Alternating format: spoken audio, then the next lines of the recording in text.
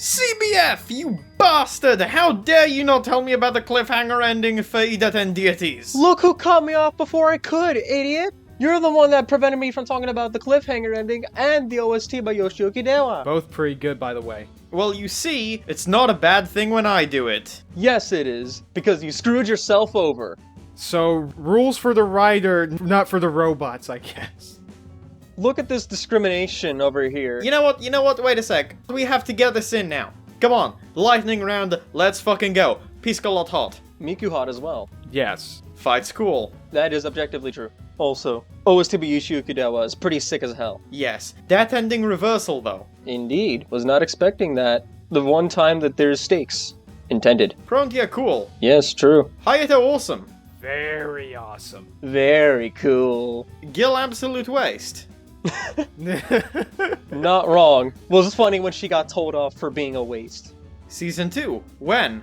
Season 2, never. The manga also ended in a cliffhanger at least. The web manga. Current manga remake is still ongoing. Piscolot telling Gil off. Very cool. Very cool. Anyway, I think that's enough referencing Red Letter Media before I come. True, we have to talk about your absolute racism towards robots. Do you happen to work for the CEO of racism, by the way? No, I actually work for the the governor of racism, thank you very much. Oh, so, do you think we can, like, have a talk? I just want to talk, Lonecrit. I don't know. Can you, robot? You know, I may not be familiar with the governor of racism, but I am familiar with the CEO of racism. Turns out he's actually an irate Monokuma with a meat-con fixation. Yeah, that checks out.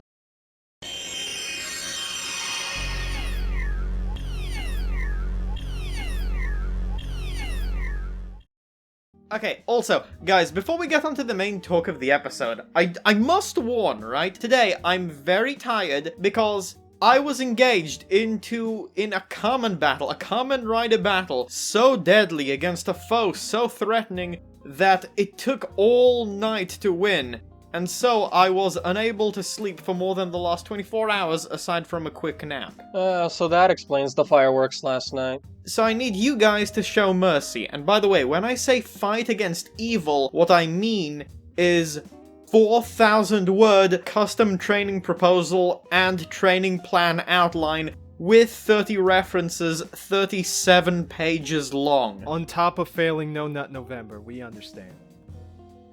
You can't fail if you don't even try. Big brain. Okay, so A, that sucks to hear, and B, so where did the fireworks come from last night? Shocker conspiracy.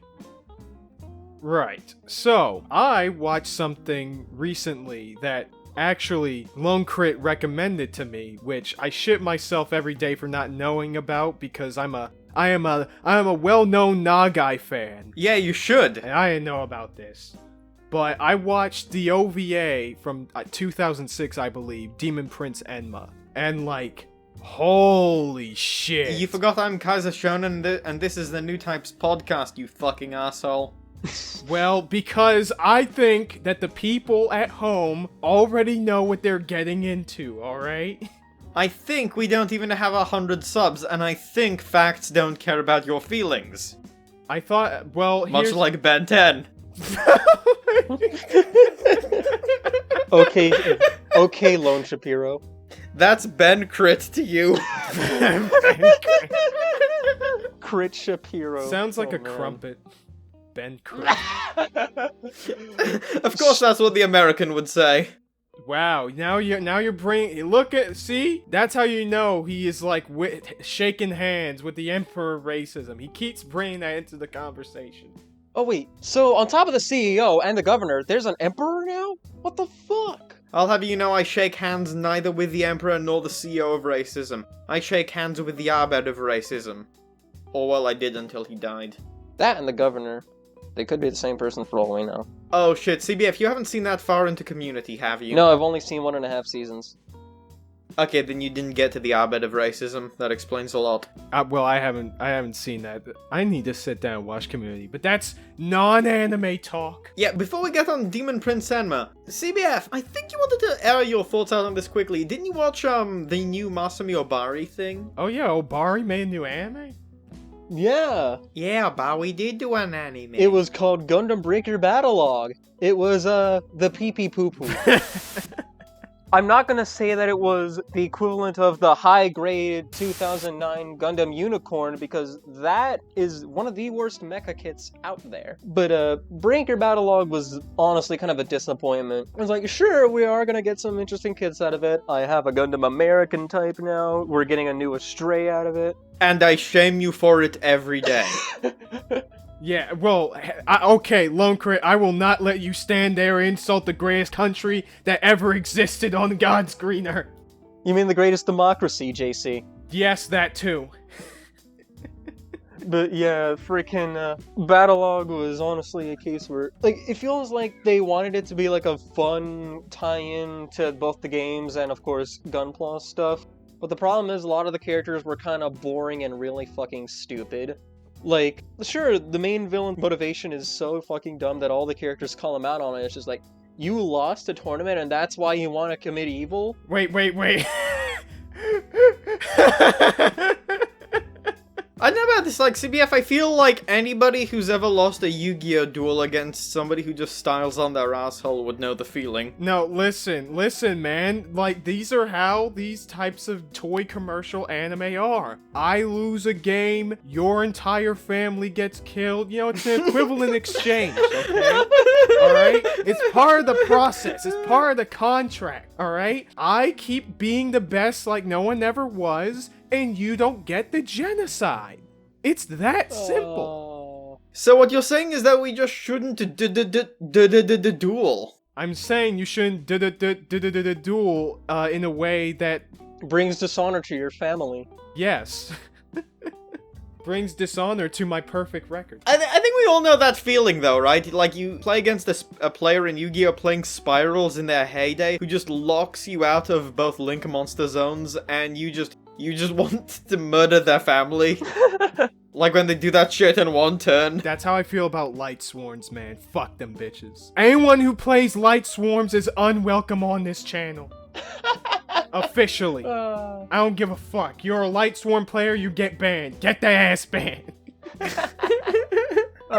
We can go into our Yu-Gi-Oh! Experiences some other time, but yeah. Yeah, but Breaker, right? A mech anime made to sell toys. The unusual phenomena of me watching an anime again, yes. But yeah, it feels like a lot of the characters at some point just decide, you know what, we'll be stupid for the sake of the plot, like all that Ruby shit and all that. Like every time, it feels like everyone's just dodging shit left and right until they get to the one moment where you see an attack coming from a mile away and they just decide, you know what, fuck dodging. I'm gonna be a loser and get hit or almost get hit for a Deus Ex Machina. Every episode. CBF, that sounds like some real hated dumb shit over here. Shut the fuck up. Lonecrit.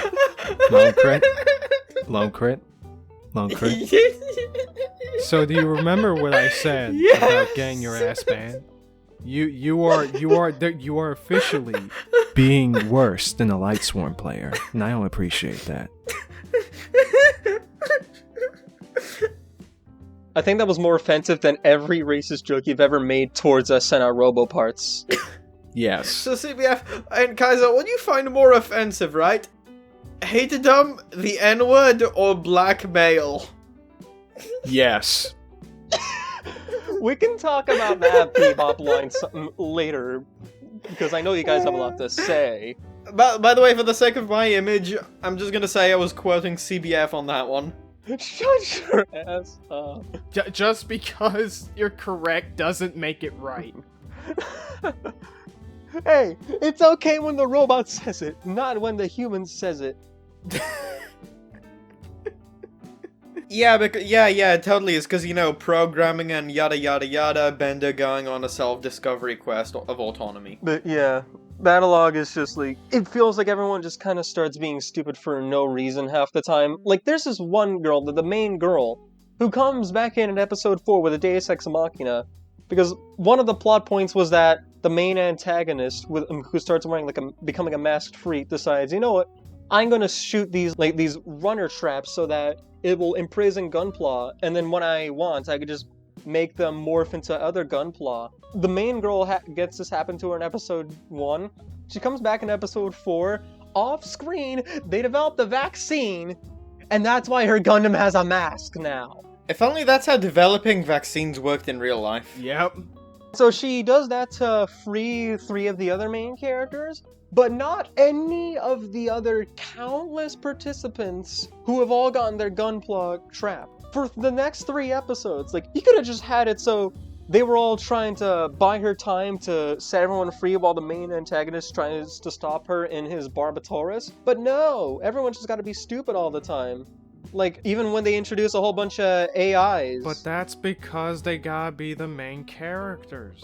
Don't worry, they're not even the main character. The main character's coming soon in episode 6, again in another Deus Ex Machina, because it's all because he wants to be this one guy. It doesn't help that on top of the characters just being idiots, they're not even all that entertaining. Their character chemistry is just kinda and especially considering the fact, you know, they're tying into a game series and everything like that, so yeah, it's just not gonna work out that well. They're all just so boring. This show is just an annoying head tilter for the most part. Also, the animation is serviceable until episode 6 when shit starts actually getting, you know, good. Yeah, I'm guessing it's around the same as like all the other Bill Fire stuff, right? Honestly, it's better than Try and Divers in that regard, but it's not as good as Fighters or Re-Rise. But yeah, it's kind of just a wash. But hey, I can look forward to the Stray Inverted and the Crimson Red Goof Custom. You know what else you can look forward to? The Netflix Gundam. Because when has Netflix proved us wrong in recent memory? To be fair, that one's gonna be done by the Kong Skull Island director, so there's more hope there. The Kong Skull Island director's based, because he directed Kong Skull Island, which is awesome. What, Kaiser, why are you reacting like that? You sound like you just found out, you know, some pathetic internet dweeb is trying to blackmail you. Okay, we're going there. Okay, because you keep pulling my dick on this, Lonecrit. And by the way, I'll file for sexual harassment later on this, because you keep pulling my dick. Why? Right Because now. you did not consent. No, I did not. But you know what? I am going to cave. I recently rewatched OG Bebop because I wanted some good in my life before Netflix comes in and R. Kelly's all over it. No! Not R. Kelly again! We have Eddie here! What's his problem? Not in front of Ed! What are they doing to Ed? That's not fair, man! That's fucked up. Oh my god! I actually get the joke this time. Yes, we have... But guys, we, the Newtypes, have finally achieved comedy. We're breaking new ground! We're breaking new ground! We're breaking new ground! We broke new ground! By the way, I just hope, like, in editing we can include that visual of just like, yes, I have achieved comedy.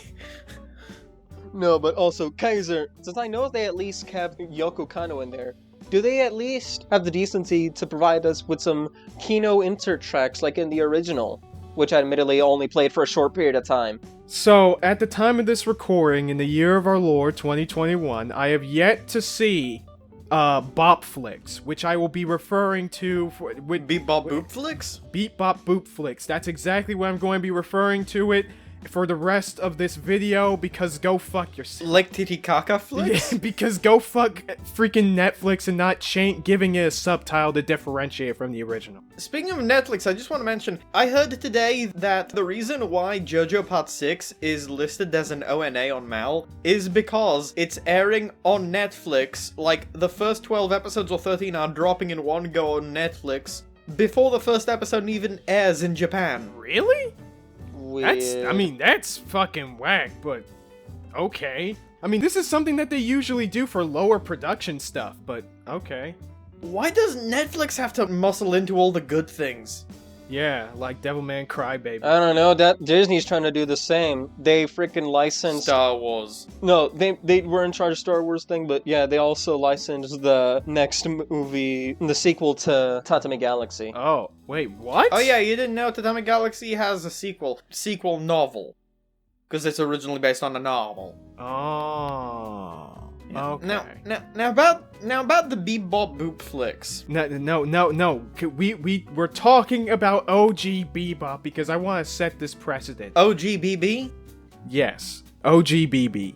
CB, to be exact. OG Bebop continues to be one of the best anime that I've ever seen. Now, granted, there are some aspects of it that I wasn't as gelling with as compared to when I originally saw it years ago. Was that the first 4 episodes? No, the first 4 episodes are pretty good. Wait. Not the first 4 episodes. Specifically, episodes 2 and 3 I wasn't a big fan of. 1 and 4 are great. They are fantastic. They are gangsta. Did you just say gangsta? Oh, I'm sorry. We're JoJo fans. Gangstar. Okay? There. All right. That's better. But anyways, yeah, like episodes 1 and 4 is fantastic. The one in which Ein is introduced is fun, but not, up to par, but it's whatever. I'm sorry, what have you got against dogs? Well, nothing, seeing as how, from what I've heard, the dog is the best actor in Bop flicks. He got treated like a king in Bop flicks. They at least got that right. Exactly. Man, what a good doggo. Very, very good doggo. One of my new favorite episodes is just the episode where Ein and Ed are just wearing around with the whole freaking mushroom shit. Oh yeah, the Mushroom Samba episode. That was certainly a wild one. It is so fucking fun. By the way, I do have to mention about the Bebop flicks. So, I was telling you before the podcast that I was gonna drop a thing on you, and it seems you found out, but apparently Julia's the bad guy now. What? Julia is the big bad now.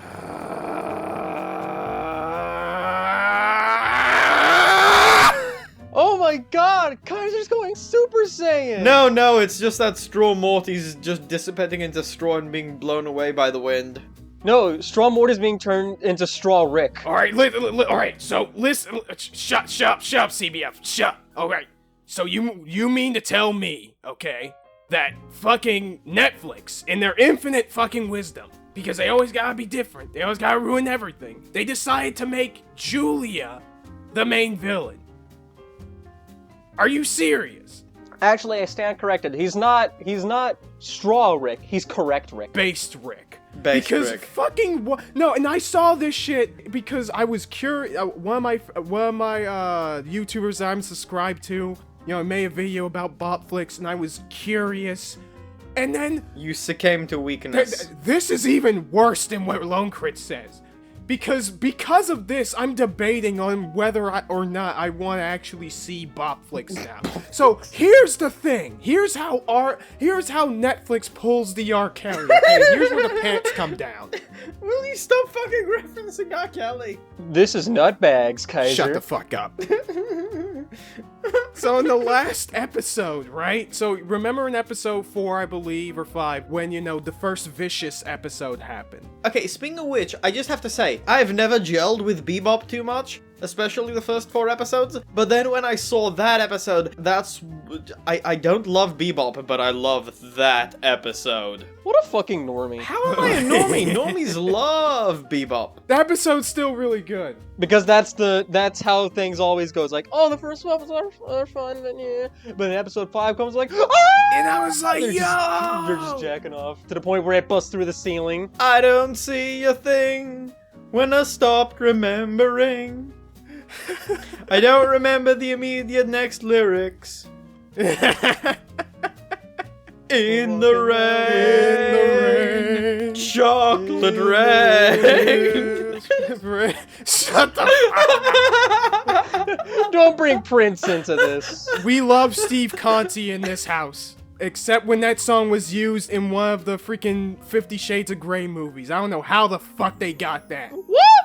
Oh god, what? Yeah, in like the 3rd movie, they got In the Rain in like a scene where Christian and Grey are breaking up for like the upteenth time. Her name's Anastasia, get it right? Anastasia, fuck. Christian Grey is the guy's name. And her name is Anastasia Steele. Yeah, I want to be putting anesthesia after watching that shit. I want to be put down after hearing that name. I want to have euthanasia after this. Yeah. So we all remember how good that episode in Bebop was, okay? We know how good Bebop is because it's so genuinely stylish and fun with actually likable characters and visuals that are top notch for the most part. So you might be a little bit, your butthole might be a little bit tickled by what Netflix did here, because what they did was have the scene go almost exactly the same, except Vicious, who looks fucking frumpy in the show and doesn't sound right to me. Vicious gets the upper hand on Spike during their exchange, like after he stabbed him and like Spike shot Vicious in the shoulder or whatever. Vicious had enough strength to pick up Spike's gun when they were briefly separated. He's about to shoot him and basically end the show, and he's got no way out of this. Then he gets shot, revealing that Julia was manipulating them both the entire time because she wants to rule the syndicate for whatever reason. Girl power! All according to Keikaku. Because apparently the show really wants to also be like, right the wrongs of the original Bebop. Give the girls more agency, badassness, and stuff like that. It's like, bro, the girls were already pretty badass and cool. Yeah, I've heard Julia was awesome. By the way, somebody spoiled me the other day, accidentally, to the fact that Julia actually wasn't dead, and I was like, man, I actually wanted to continue Bebop. Why'd you tell me that? I mean, you can still do that. No, I can't. That one thing has prevented me from continuing Bebop. Well, so what you're saying is that you're even more of a pleb. I understand. How dare you! At least you're better off than the people whose job is to adapt this fucking thing. Because I don't want anyone in the goddamn comments to tell me that, oh, you just want to hate this shit. You haven't seen... Listen, I am fully open to the hypothetical idea that this was actually, well built up and it actually makes sense and all that shit. I am perfectly fine with that. It's just that from everyone from their grandmother to their goddamn dog to their corgis has been saying that this shit is terrible. And from the looks of it, from clips we've seen and whatnot, yeah, they're not entirely wrong. Like the Ed scene, or the trees thing. By the way, did any of you guys see Ed and just immediately be reminded of Drop Dead Fred? No, because I have never seen Drop Dead Fred. Oh, bless you. Oh my god. But like, the Ed scene was also kind of weird. Like, I understand that they are trying to evoke, the sort of similar feeling in regards to Dude, Ed's shut the fuck up, personality shut the in fuck up, original. shut the fuck up. Well, you don't need to explain, This is like doing Lupin the Third in live action and thinking that it's appropriate to have Lupin jump up and down all the time and run around all the time. It's ridiculous. The thing is, it's not even accurate to Ed's character. They try to make Ed a lot more hammy on top of that. Ed was never that hammy. Ed was definitely a kooky character, but it feels like they just tried to play up like the hammy, obnoxious, flamboyant kid angle, and it doesn't work. Yeah, I only peeped like 7 minutes of the show, but the way the characters are presented doesn't feel like that. It feels kind of like they're very loosely trying to evoke the characters, like, oh yeah, this is what the characters are like, right? Like somebody saw Bebop 20 years ago or something and is really, really coasting on memory. And decide to mix that shit with Joss Whedon dialogue. Is that a good thing or a bad thing? In this case, not the best. Bad Joss Whedon dialogue. Oh no, Justice League 2017 dialogue. Exactly. See, that's where I'm going. Oh, where every character has to have a one-liner. Couldn't even be Avengers dialogue. Yeah, where every single scene comes with a one-liner for some reason. Oh god. I feel we've strayed a little bit far though in talking about the Bebop flicks. Kaiser, you did watch the original and not the Bop flicks. Yes, I watched the original because god damn it, there is some worth in this world. I'm making a Business Blaze reference, or as it's called now, Brain Blaze. But yeah, it's because Bebop, the original, is actually a good show for once. You're actually a good show for once. Thank you. But yeah, the original Bebop is genuinely well written, with characters that actually have interesting arcs. Like, the shit when you find out regarding fucking Faye's origin, some of it actually hits pretty damn hard. Oh yeah, those were the best episodes, of course. But an understated episode I feel that deserves a lot more love is many of Jet's episode, particularly the one where he looks after the daughter of a basically a fortune teller that he met back when he was in the Oh yeah, like the police noir episode, yeah. well, no, that was a different one, which was also really good. There was even like a Mexican standoff in that episode. You see, I'm like a Netflix Bebop writer right now. I'm coasting on memory because I haven't seen the show in 5 years. Yeah, and they didn't have me. You don't feel a thing when you stop remembering. But I'm never gonna stop remembering this episode, because this is actually just like Jet being a low-key dad to this girl trying to find out what happened to her father after like a teleporting gate accident. It's really weird, but it was really good. Oh yeah, I hear that's what they do with the Bob flicks. Just everything about Jet is like, my daughter, my daughter, my daughter. Oh yeah, they gave her a daughter, which I don't know what that was supposed to You see, guys, at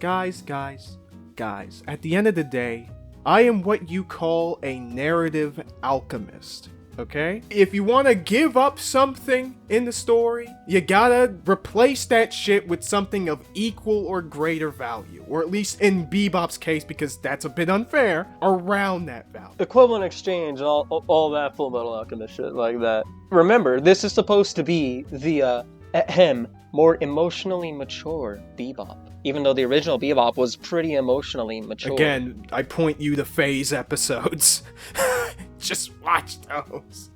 I remember the Faye episode, the one I watched. Remember when Spike channeled his inner Bruce Lee for his monologue on like that one guy in episode 8 who was trying to be a fighter and get back into some shit?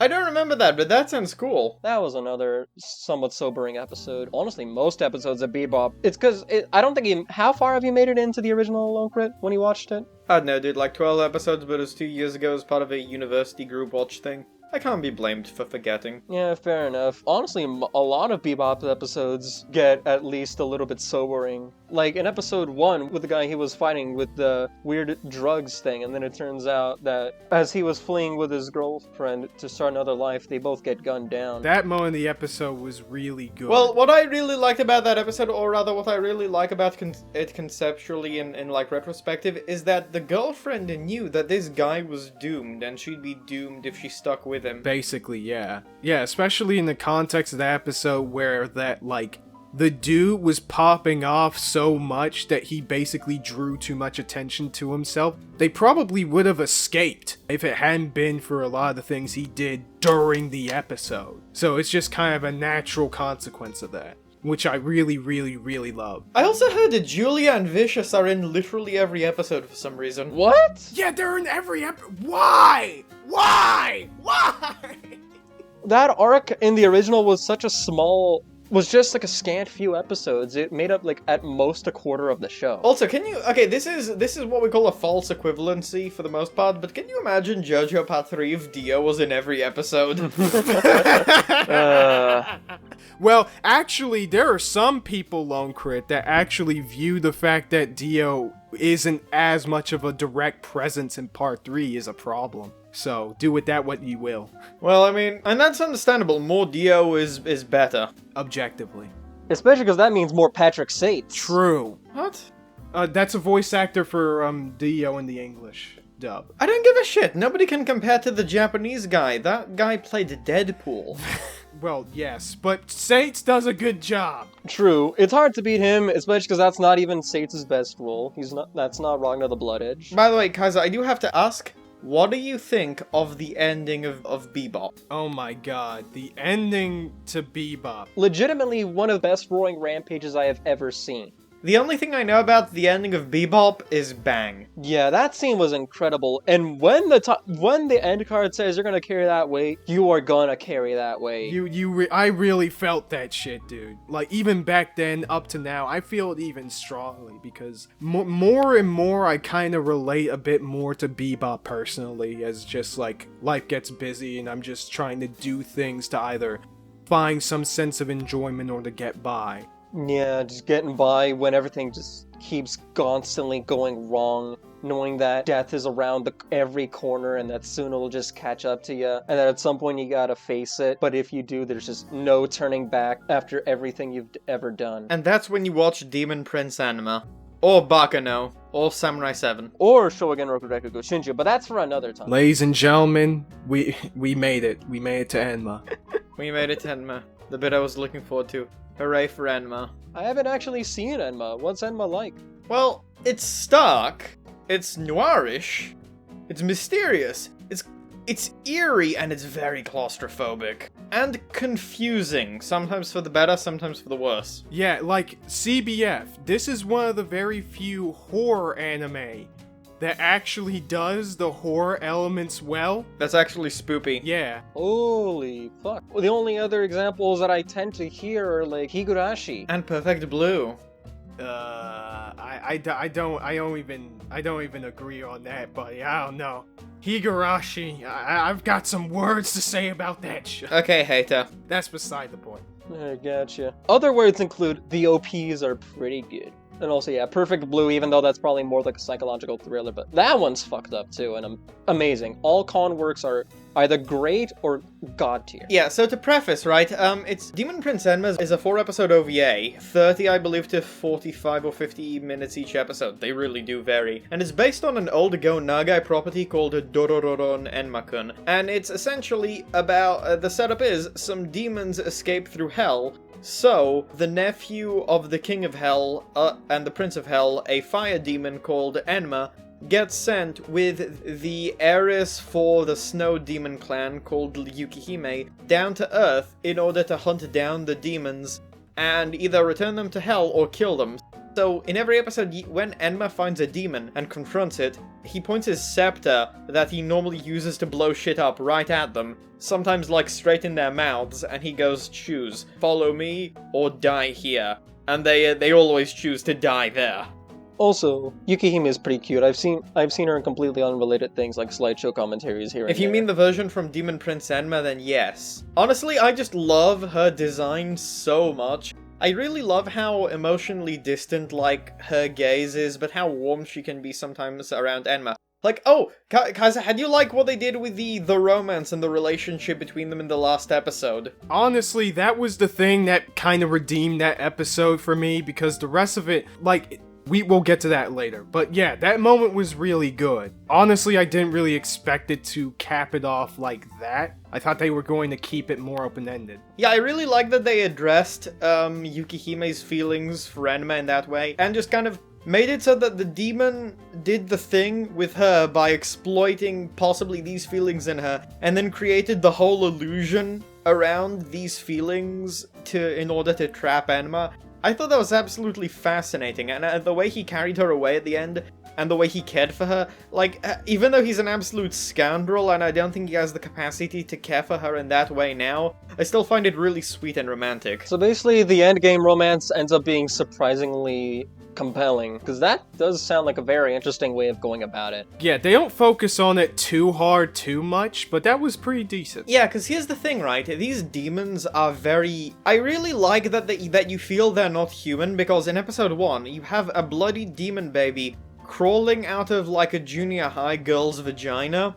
What? Upon being threatened to being, I shit you not, frozen solid and shattered into tiny little pieces with its human host if it doesn't come after her. And when it comes out, just Enma and Yukihime stone cold motherfuckers. They do not care at all. Not even a little bit. Yeah, they've seen some shit. Well, they just don't care. They don't care about the suffering of humans. They don't care. It's just all just shit to them. But the second it jumps on Yukihime's yukata, she's like, ah, fuck, shit, ugh, gross. Yeah, like a freaking roach jumped on her. Yeah, and then Enma's like, I got this. And he just, like, launches a fire blast at her and burns a lot of her clothing. And she's like, okay, well, we done. One may even say mission accomplished. And then she's like, what are you looking at? And she's like, yeah, I'm just getting a good view. And that's when she's realized, like, oh shit, half my clothing's burnt away. He's like, ah, fuck. And he's like, well, time to go. We're done here. And he's like, how about giving me clothes, you asshole? And he's just like... He's like, sounds like a you problem. Yeah, pretty much. He's like, no, I'm enjoying this view. I am not giving it up. No, at that point he wasn't even looking at her, that's the thing. That's what I find so hilarious about it. Like, slimy demon baby out of junior high girl's vagina? No, zero effect. The second it touches her, though, she reacts like anytime I come anywhere near a frog or a grasshopper. Yeah, it's like that Drake meme. And then she cares when he sees her. I like how weird these demons are in regard to like their priorities and how they think. Yeah, like that's something that I kind of been like enjoying as well about them. From a lot of the episodes, there are things that they could prevent if they really cared that much for human life, but they just kind of don't. But they don't! Kind of like Idaten, wouldn't you say? In this case, these guys are way more callous. As in, like, the whole they don't give a fuck about human life kind of thing. Kinda, but here's the thing, in Idaten, they care enough to interact with the humans. In this, though, they don't even care enough to do that. Like, a human being goes literally insane after they exorcise a demon, they don't care, they just walk off. They don't even talk to them. Yeah, which is most of them. Like in episode 1, with the girl when they're like, come out of this girl, or I will freeze you solid and shatter you and your host into a million little pieces. Like, they're not talking to her, they're talking through her. Or like, talking in her general direction. They don't even acknowledge her. That's how many fucks they don't give. Just like, comes in, exercises demon, leaves, doesn't elaborate, leaves. Fucking base chads right here. Yeah, and then pretty much all people that they save, quote unquote, aren't actually saved anyways. They just get driven completely fucking insane. Yeah, as we find out later, is for a reason. I mean, yeah, because of the fact that most of the time with the demons, you know, it's sort of usual spiel about them taking advantage and uprooting themselves within the darkness within human beings and taking advantage of their weaknesses and putting them out more into the forefront. Yeah, like CBF, this show is remarkable in regard to what it can pull off, because it can have people acting like complete and total cartoons, like parodies of human beings, and this works, because the way that the demons work here is that when they possess human beings, it's not like all in one go. They'll just sort of tether themselves to the human beings and partially control them, and then they'll bring their deepest, darkest, most sensitive, like, emotions, feelings, thoughts, etc., or experiences to the surface, and use that vulnerability to pick at the psyche of these people and basically just have them break, and just crack them open, crawl inside them, and completely take over. That's fucked up. And this is punctuated by, like, the practically 8 or 9 out of 10 levels of directing this OVA has. Oh yeah, it looks very Shinbo-y. Like, I don't know, man, like, the director Mamoru Kanbei, at least here, he seems to have some things I'd call, like, Shinbo-isms, like a lot of the weird angles, or characters talking, like, directly to camera with their heads in a slightly weird angle, but they're not talking to the viewer, they're talking to the person that they're talking to. It just so happens to be presented that way. It's very striking. So that must mean that, like with Shinonuma and some others, he was probably like a protege or someone who worked with Shinbo. I don't know. Because that's what happens with like people who tend to inherit their own Shinbo-ish styles. They all worked at Shaft and then went to do their own things elsewhere. I'm looking at his bio a little bit, but it doesn't really mention that. I'm granted, I'm reading the one on AniList, but still. CBF, without spoiling too much for you, you can have, like, somebody frothing at the mouth, obsessively, like, lusting after a teenage girl, and going on about how he's hers, and stuff, and because of the context of the demons, and how they just make people into parodies of their inner selves, that just comes off perfectly. That comes off as, like, really believable here. Yeah, and fucking terrifying. And like it's actually disturbing and not super self-indulgent, like say Happy Sugar Life. I don't know if I'd call it disturbing, but like, it gets to do that because it has that additional layer of context that a lot of other things don't have. Not just that, but again, the presentation is just stellar to the point where they're just like, enough detail is given to what the characters are thinking to understand that without, again, as you said, CBF, being too self-indulgent about it.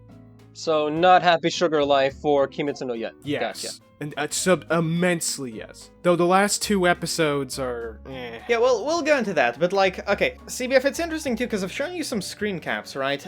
You'll have a lot of camera angles that are situated in such a place where it's like, they're not coming from a corner of the room, either up or down, or in the middle, or like, on a wall but perpendicular to the center of the room or something. Instead, they'll be just, say, up and a little bit towards the right, looking inwards. So you'll have, like, spaces shown to you from, like, really weird kind of off angles. and it just comes across as really, really pretty to look at. Especially when you get a lot more claustrophobic shots, or as you've seen, it's like very stark. It really uses like the animation style of the time with a lot of those harsh colors and the layering and stuff. And just being so stark and heavily contrasted. Because, interesting. I remember that he ended up working on Neverland Season 1, and that had some solid direction, but just basically from what I gathered, that sounds like genuinely even better. Like, that would probably be his most striking work by far. No, dude, like, visually, I don't know if I'd say this about all the episodes, but visually, episode 1 is like, at some points... Yes, particularly the beginning, it's like... crisp. Yeah, like, dude, it's like an 8 or a 9 Yes. visually. So then what the fuck happened with Season 2 of Neverland? It never happened. It's pure fiction. Oh yeah, that's right. Nothing happened, because it never existed. Exactly. Only one season. Just only one season. Yeah, of course, only one season. Yeah, totally. So, Kaiser, now I have to ask you, what do you think about the final 2 episodes? And before you really go into that, Enma pulling that bait and switch on the demon was amazing. That was good. I honestly didn't expect that. Yeah, you never expect that. When you have like a character that's of the same ilk as their enemy, you never consider them using like that ability or that nature to their benefit, like Kakyoin, right? When he uses his ability in JoJo Part 3. If you remember correctly, he only does that thing once against the Death Stand. After his initial introduction. Yeah, the death baby. And to be fair, it wouldn't have been useful in many of the other cases, but I think that's more of a fault of the structure of each of the fights and encounters rather than that. No, I think that's just like his moral code, but like, Enma don't give a fuck. And he pulled that shit, and I thought that was ingenious. That was such a cool, clever, interesting bait and switch, because there's no reason why he shouldn't be able to do this. It's just that the way we're conditioned, you don't consider that he could, or that he would. Yeah, and he's like a humanoid demon, so you think that, oh, maybe that's just different for him, but no, it's not actually the case. I wish that didn't come off of the cost of, like, the rest of the last 2 episodes, because the last 2 episodes, episodes 3 and 4, aren't necessarily terrible. It just feels like Padded so fucking long. yeah, it's so padded. Because CBF, here's the thing: a certain thing happens in the beginning, in the first half of episode 3, but the rest of that onwards up until the end of episode 4.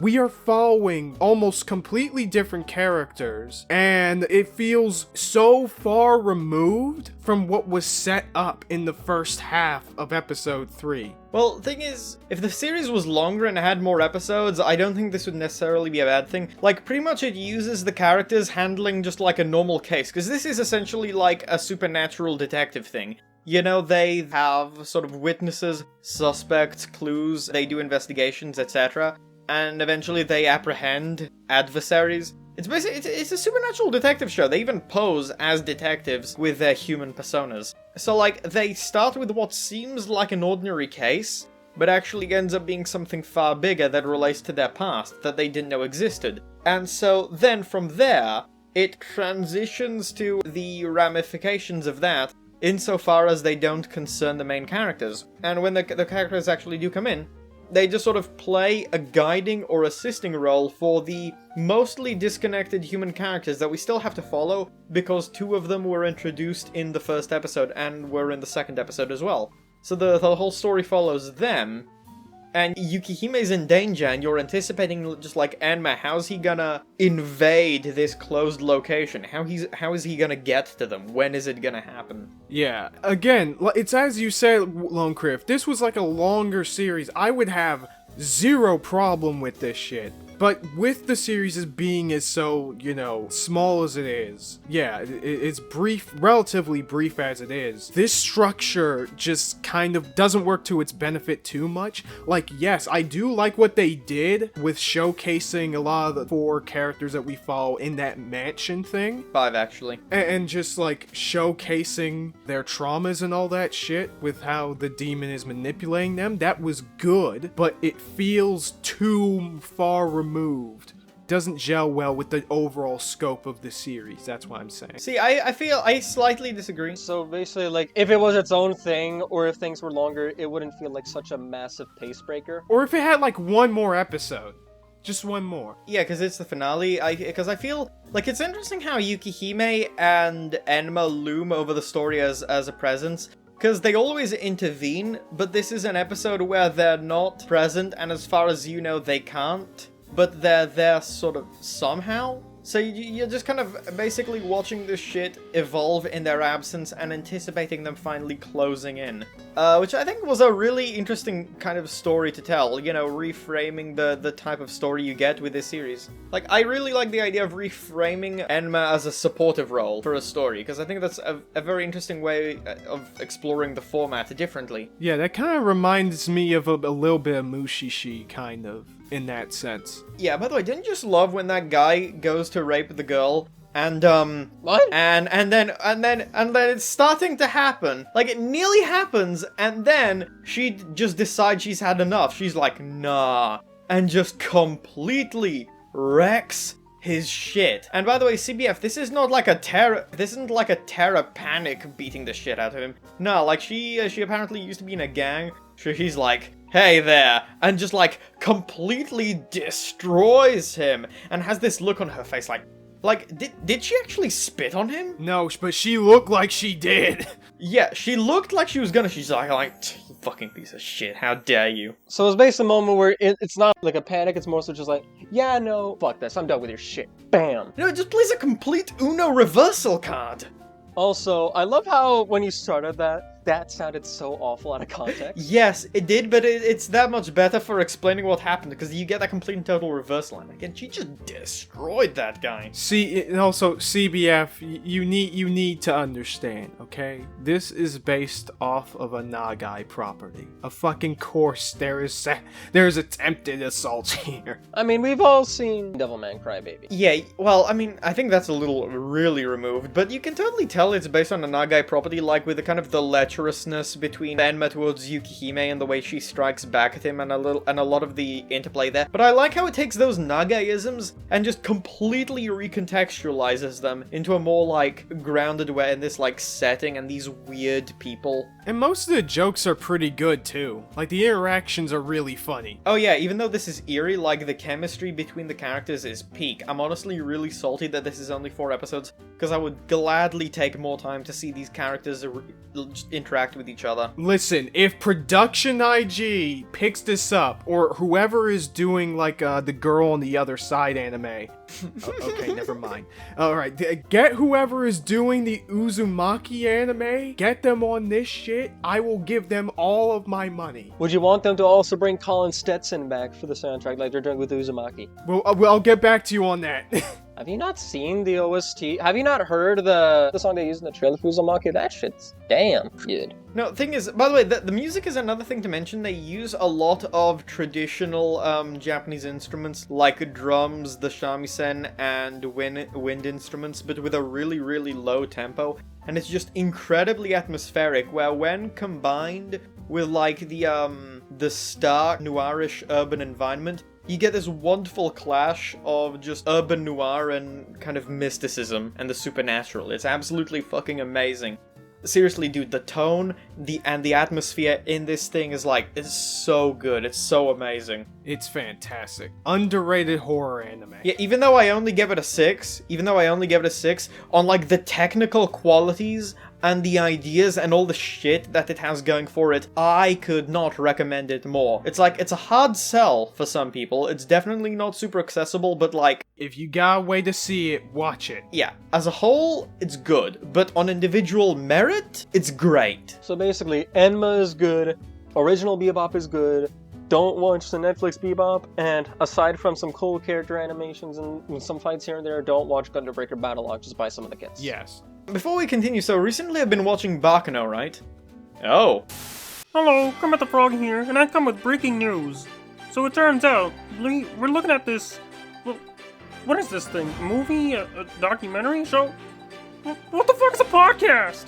Well, anyway, this podcast a bunch of people have been doing, called the Newtypes, in which 3 idiots apparently managed to defeat the local menace that has been plaguing our Earth, the Pink Russian. We have been trying to find these 3 people for a month in order to get more info on what exactly happened, and we've narrowed it down to a bunch of locations, including a manga cafe. There will be regular updates on the situation as we attempt to find these 3 legendary heroes.